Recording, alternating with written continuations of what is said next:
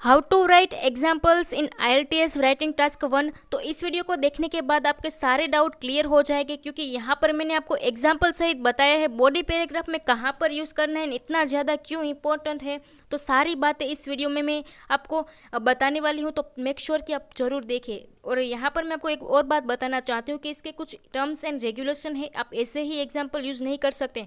तो प्लीज़ इस वीडियो को पूरा ज़रूर देखेंगे। तो चलिए स्टार्ट करते हैं।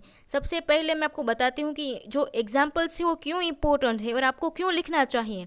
तो चलिए सबसे पहले मैं आपको वो बताती हूँ। देखिए स्टूडेंट्स, यहाँ पर what does the band descriptor says, यानी कि जो IDP एंड ब्रिटिश काउंसिल के जो बैंड डिस्क्रिप्टर है वो क्या कहते हैं कि हमें क्यों यूज़ करना चाहिए एग्जाम्पल्स। तो देखिए, अगर आपको बैंड 7 और उसके ज़्यादा 8 बैंड लाने हैं तो आपको लिखना चाहिए, जैसे कि क्यों लिखना चाहिए, present a well developed response to the question, यानी कि ये रिस्पॉन्सिव लगता है हमारा ऐसे अगर हम इंक्लूड करते हैं एग्जाम्पल्स, ठीक है। सपोर्टिव लगता है हमारा ऐसे, x tends and present main ideas, यानी कि लंबा भी लगता है, एंड प्रेजेंट मेन आइडियाज़, यानी कि हम जो मेन आइडिया है वो क्या कहना चाहते हैं वो भी अच्छे से एक्सप्लेन हो जाता है अगर हम एग्जाम्पल लिखते हैं तो, ठीक है। तो चलिए स्टेप बाय स्टेप सीखते हैं हाउ टू राइट एग्जाम्पल्स। आप देखिए इन वर्ड का आप यूज़ कर सकते हैं, जैसे कि यहाँ पर है for instance, recently, just as, to illustrate, to exemplify, to cite an example. आप इन वर्ड्स का यूज़ करके एग्जाम्पल लिख सकते हैं। मेक श्योर कि आप एक कोमा ना भूलें, अगर आप एक कोमा भूल जाते हैं तो आपके बैंड कट हो सकते हैं, ठीक है। अब आप एग्जाम्पल्स किसके बारे में लिख सकते हैं, जैसे कि आप अपना खुद का बनाया हुआ लिख सकते हैं, जैसे कि आप कोई गवर्नमेंट रिपोर्ट के बारे में लिख सकते हैं, कोई यूनिवर्सिटी पोल के बारे में लिख सकते हैं, survey, news report. Make your own example, आप अपना खुद का भी एग्जाम्पल लिख सकते हैं, ठीक है।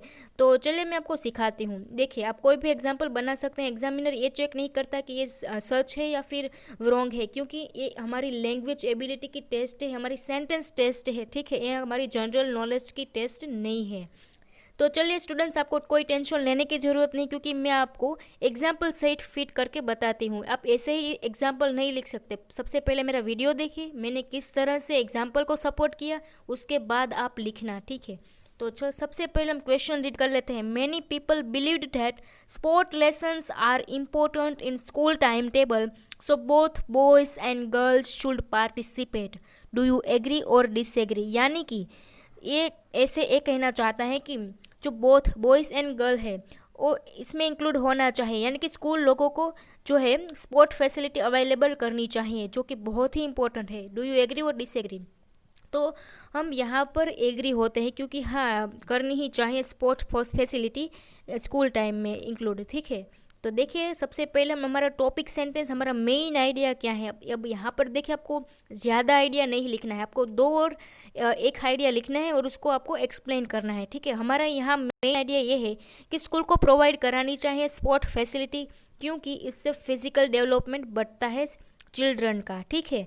तो देखिए ये हमारा मेन टॉपिक है, जैसे कि यहाँ पर आप देख सकते हैं। देखिए आपके लिए बहुत ही जानना है ज़रूरी है, प्लीज़ आप इस वीडियो को पूरा देखिएगा, क्योंकि अगर आप इस तरह से नहीं लिखते जैसे कि मैं आपको सिखा रही हूँ तो आपके बैंड 5.5 ही रहेंगे। अगर आप मैं सिखा रही हूँ आप ऐसे लिखते हैं एग्जाम्पल्स, तो आपके ज़्यादा बैंड आने के चांसेस है। आप देख सकते हैं यहाँ पर मैंने लिखा है, to begin with most of learning institute or to include sport facilities as it can be enhanced physical development of children। अब देखिए हमारा जो ऐसे का स्टेटमेंट था वो यही था कि स्कूल को प्रोवाइड करानी चाहिए फैसिलिटी। अब हमारा मेन आइडिया क्या हुआ पूरे बॉडी पैराग्राफ में कि हाँ करानी चाहिए, क्योंकि फिजिकल डेवलपमेंट बढ़ता है चिल्ड्रन का, ठीक है। ये हमारा मेन आइडिया है। देखिए अब उसको हमें एक्सप्लेन करना है, उसको हमें एक्सटेंड करना है।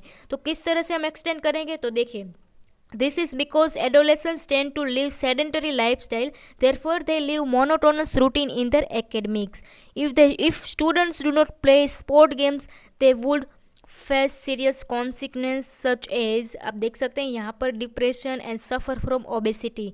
तो आप देख सकते हैं कितना अच्छा हमारा सपोर्टिव लग रहा है बॉडी पैराग्राफ। आपको भी ऐसे ही बॉडी पैराग्राफ लिखना है। फिलहाल इस वीडियो में आपको एग्जाम्पल कैसे लिखते हैं वो मैं सिखा रही हूँ।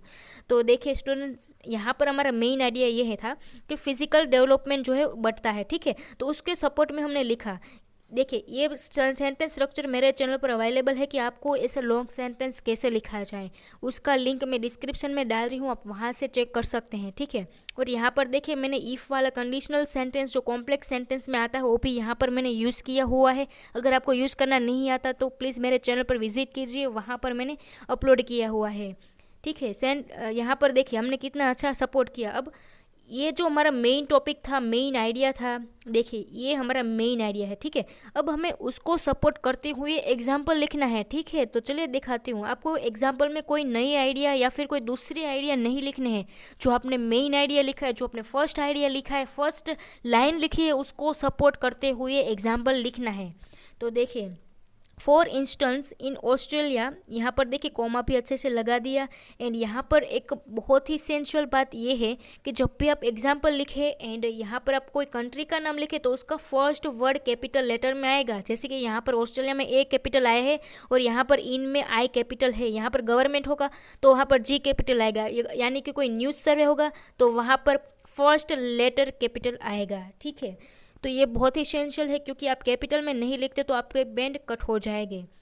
ये सारी बातें आपको कोई नहीं बताएगा, तो मेक श्योर अगर आपको ऑल सारी इन्फॉर्मेशन लेना चाहते हैं तो आप मेक श्योर मेरे चैनल को सब्सक्राइब कर सकते हैं, ठीक है। For instance in Australia schools are providing sport amenities mandatory. As a consequence, the problem of obesity has reduced 55%। यानी कि ऑस्ट्रेलिया में क्या कर रहे थे स्कूल लोग कि प्रोवाइड करा रही थी अमेनिटीज़ यानी कि फैसिलिटीज़। क्या फैसिलिटीज़? Sport facilities. तो एज अ कॉन्सिक्वेंस यानी कि एज अ रिजल्ट क्या हुआ, the problem of obesity reduce हो गई। जो डिसीज़ था वो डिक्रीज हो गया स्टूडेंट में। तो एक तरफ से तो अच्छा ही हुआ ना, क्योंकि हम तो एग्री कर रहे थे। और देखिए यही लिखा है, जैसे यहाँ पर फिजिकल डेवलपमेंट बढ़ता है, जैसे कि हमारा मेन आइडिया था उसको सपोर्ट करते हुए देखिए कितना अच्छा हमने एग्जाम्पल लिखा है। देखिए अब मैं ऐसे चेक कर रही थी तो मैंने देखा दो स्टूडेंट ने कितना अच्छा लिखा है। मैं आपको एग्जांपल के साथ बताती हूँ। देखिए ये पहला स्टूडेंट है जिसने बहुत ही अच्छा से एग्जांपल लिखा है, ठीक है। सबसे पहले मैं आपको क्वेश्चन रीड कराती हूँ। देखिए, living a country where you have to speak a foreign language can cause serious social problem as well as possible problems, practical problems. यानी कि इसमें ये ऐसे ये कहना चाहता है कि अगर आप फॉरेन लैंग्वेज स्पीक करते हैं तो आपको कहीं सारी प्रॉब्लम फेस करनी पड़ती है, practical and serious problem, social problems. तो यहाँ पर ये स्टूडेंट डिसएग्री किया है, लेकिन बहुत ही अच्छे से उसने एग्जाम्पल लिखा है। तो चलिए मैं आपको सिखाती हूँ। देखिए एक गर्ल है, उसने लिखा है फॉर इंस्टेंस, उसके बाद देखिए इसने कॉमा भी लगाया हुआ है जो एक अच्छी बात है। एन एम्प्लॉय, देखिए उसने आर्टिकल भी लगाया है एम्प्लॉय के बाद। An employee with rich skill are likely to get less pay compare to the people who has good hand over language with some skill. यानी कि जिसके पास लैंग्वेज की स्किल है वो बहुत कुछ कर सकता है, जिसके पास नहीं है वो कुछ नहीं कर सकता, ठीक है। और लेस लाइकली कर, लेस यानी कि ये सेंटेंस स्ट्रक्चर भी मेरे चैनल पर अवेलेबल है कि आपको लाइकली टू का कैसे यूज़ करना है अपने सेंटेंस में, जो कि एक 7 बैंड का सेंटेंस है, ठीक है। तो आप देख सकते हैं कितना अच्छा उसने सेंटेंस लिखा हुआ है। अब देखिए मैं आपको दूसरा एग्जांपल बताती हूँ। एक स्टूडेंट ने लिखा हुआ है। सबसे पहले मैं आपको क्वेश्चन रीड कराती हूँ। देखिए, some people believe that Olympic games do not belong to the 21st century anymore. To what extent do you agree or disagree. तो यहाँ पर देखिए इसका मतलब ये है कि ओलंपिक गेम्स अब नहीं खेली जाएंगी। तो यहाँ पर जाहिर सी बात है कि हम डिसएग्री ही हो गए। तो यहाँ पर देखिए student used perfectly example in task 2। देखिए यहाँ पर उसने लिखा हुआ है फॉर इंस्टेंस, उसके बाद उसने कॉमा लगाया और यहाँ पर उसने कॉम्प्लेक्स स्ट्रक्चर का यूज़ किया जो 7 बैंड में आता है। Although Qatar is a small country, Olympic Games in 2020 will be hosted by this country as they knew it will be help in boosting economy। देखिए कितना अच्छा उसने सेंटेंस लिखा कि कतर को पता था अगर वो ओलंपिक गेम्स जो खिलाती है तो उसकी इकोनॉमी है वो जाहिर सी बात है वो इंक्रीज़ होगी। तो कितना अच्छा सपोर्टिव उसने एग्जाम्पल लिखा है। तो आपको भी ऐसे ही एग्जाम्पल लिखना है अपने राइटिंग टास्क 2 में। आई होप कि इस वीडियो देखने के बाद आपके सारे डाउट क्लियर हो गए होंगे। एंड देखिए ऐसे ही बॉडी पैराग्राफ लिखना जैसे मैंने यहाँ पर लिखा हुआ है, ठीक है। अगर आप चाहते हैं कि मैं बॉडी पैराग्राफ में वीडियो बनाऊँ तो आप मुझे कमेंट में लिख सकते हैं, मैं आपको वो भी सिखाऊंगी। Please subscribe to my channel and share with your IELTS friends.